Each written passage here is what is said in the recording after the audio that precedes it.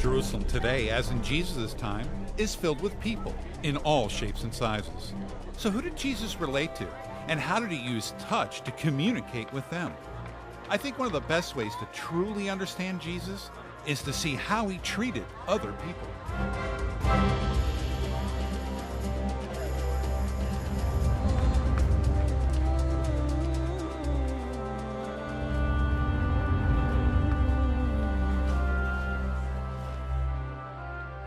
Well, one of the things I've realized by reading the Gospels is how much Jesus loved people.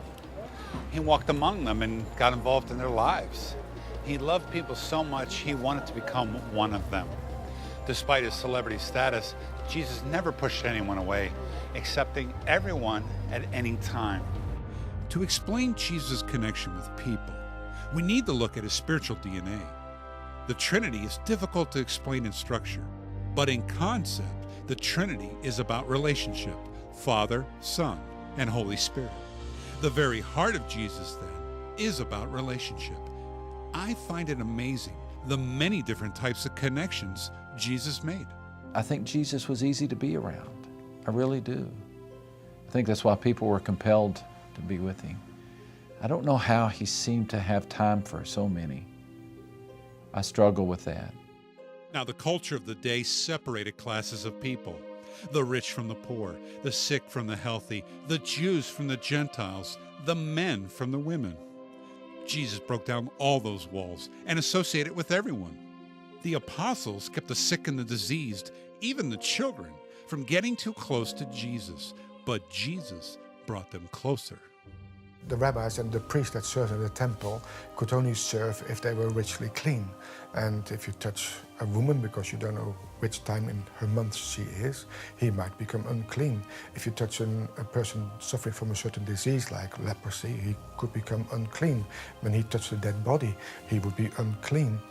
And therefore they tried to avoid all contact. I think Jesus deliberately touched the leper that he healed to show that we should come in literal contact with those who have need and literally help them. Just like it would be like Jesus going to an AIDS or HIV ward, today.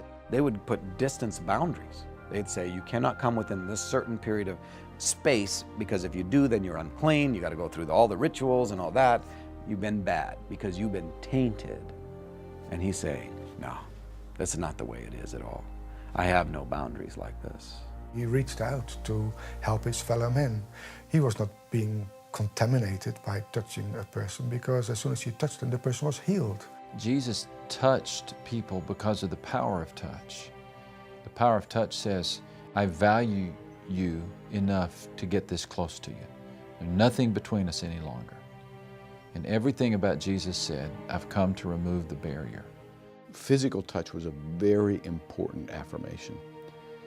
And looking them in the eye and releasing them from the social shame that they had that came with their diseases or their infirmities or their sins. I think that was all a part of setting the captive free, so to speak. He did it when nobody else would do it. He touched people some of those lepers probably had not been touched by a human being in 10 years, in 15 years. What was that like? What did he communicate?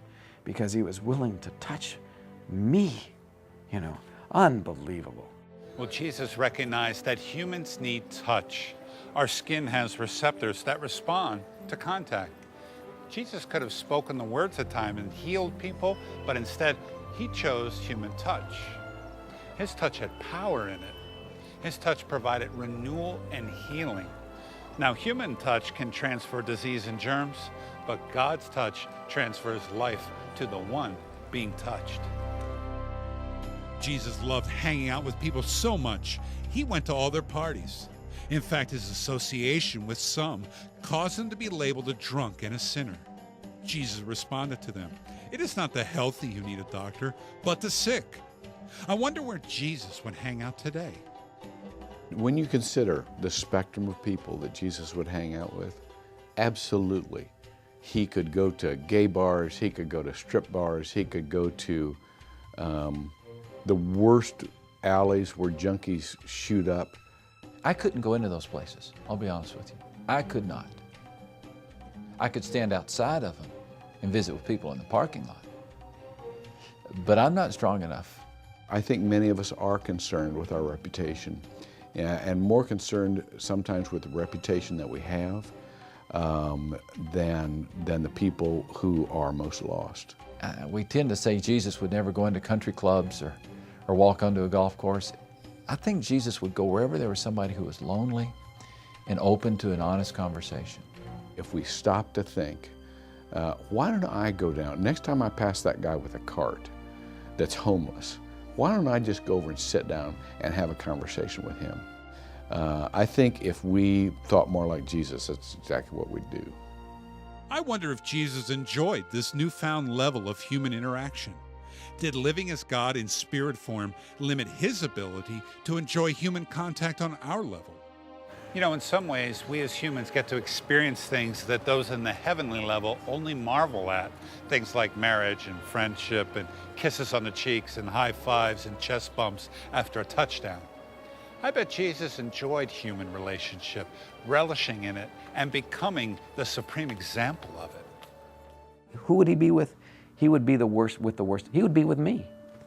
He'd be with the worst of us. He'd be with me.